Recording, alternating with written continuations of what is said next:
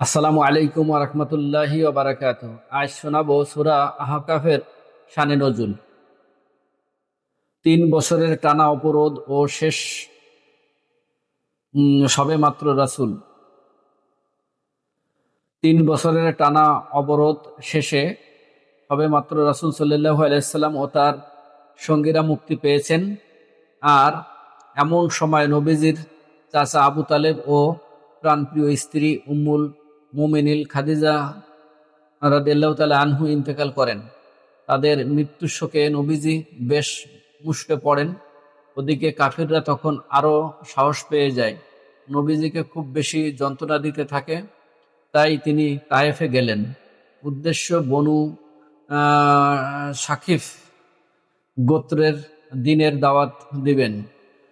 তারা দাওয়াত গ্রহণ তো করলেন না, বরং নবীজিকে রক্তাক্ত করে বের করে দিলেন।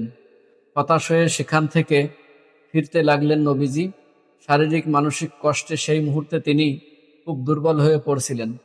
পথ চলতে চলতে তাই নাখলা নামক একটা জায়গায় থামলেন। সেখানে অবস্থান করার সময় এক রাত নামাজের মধ্যে কুরআন তিলাওয়াত করছিলেন নবীজি।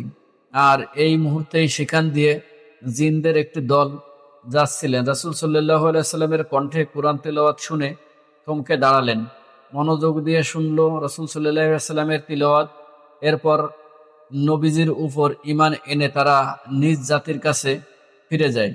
নবীজির দাওয়াত কিছু মানুষ ফিরিয়ে দিলেও জিনেরা তা গ্রহণ করছেন ও নিজ জাতির কাছে প্রচার করছে। আল্লাহ তাআলা এই সুসংবাদটি নবীজিকে জানিয়ে দিতেই এই সূরার কিছু অংশ নাজিল করেন।